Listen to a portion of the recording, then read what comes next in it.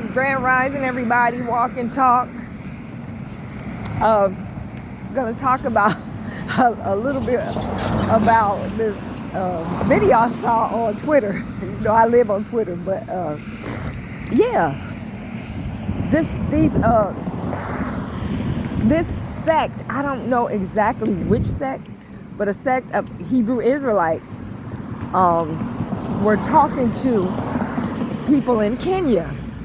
Now, only one man, the man who converted the other Africans that were with him, which was probably, I don't know, about 3 or 4, maybe a little bit more, were with him in Kenya. Only he was American, okay? So they're outside, they're talking to these people. And Kenya is largely Christian. They're mostly, a Christian people, or I wouldn't say a Christian nation, but most Kenyans are Christians in Kenya. So things got really, really bad. Really, I'm going to say brutal, when one of them said that Jesus was black. Baby, them Kenyans started throwing rocks and stones at them people. They had to run for their lives. These people, his Hebrew Israelite, trying to, proselytize or whatever, and turn these people to another form of belief. And like I said, everything was okay with what they were saying until they said Jesus was black. Then Kenyans went crazy.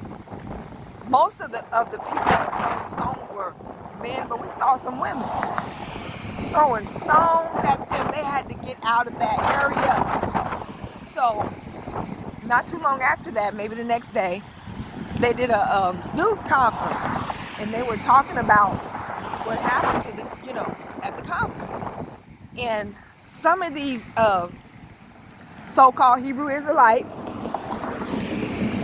had bruises and bumps on their faces, on their heads, from being stoned. I mean, they almost got stoned to death for telling these chocolate, charcoal, I don't want to say nappy-headed, even though nappy is not a bad word, peppercorn head folks that a deity that they worship now was black. Because, of course, their rendition of Jesus is a white man. Even though you're supposed to worship deities that look like you. All right?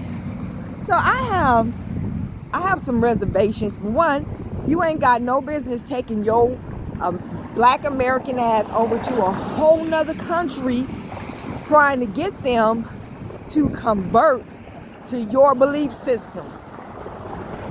That's where the man went wrong.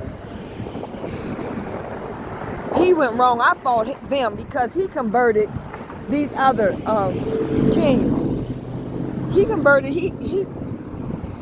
or at least he's sitting up there supporting them in their effort to convert their people. Either way, I kind of see him as the ringleader, okay? Because Hebrew Israelitism didn't start over there in Africa, not the way it started over here. They might have a lot of people who identify as Semitics and Jews, but it's not the same as what we have over here. And what we have over here is what they were trying to bring to them Kenyans. They wasn't having it. They were okay until they said Jesus was black. Lord, they almost got killed. Okay, so like I said, you ain't got no business over there. Trying them convert them. Why they got to convert to what you believe? You go on and believe what you believe and let people believe what they want to believe. All of this converting is only about money, power, and resources. Originally, a religion wasn't to bring people into spirituality and to recognize a man who died for their sins, and it was about control. Overall control, the human being, the body of the human being, the mind of the human being, and the money and resources of that human being. That's all it was about then, and that's all it's for the most part, that's all it's about now. Even though you have people who adhere to the Christian religion that really believe in it, our people don't understand Africans. We don't understand them. We just can't fathom that they don't look at race the same way as we do. We identify by a crayon, and we expect them to also know these people identify by tribe and religion and language. They don't care if your skin the same color as theirs. They might hate your butt because you from another tribe that they never liked. They never got along with. All that stuff, that old tribal wars and skirmishes and situations that they are having even to this day. I mean, the hate between the different tribes are intense. We're not a tribal people. We don't know what that's about. We don't understand how these people are. We just need to stop coming up to them and approaching them like we would each other, or expecting them to be like us and see things the same way that we do. We need to stop, because you know what, for the most part, that's disrespectful. And this black American man, or African American, whatever the hell he calling himself, he almost got killed. Him and his homeboys, his ex-up, whatever, however they say that, they almost got killed. It was a whole bunch of Africans just throwing stones, picking up stones and stuff, and throwing them at them.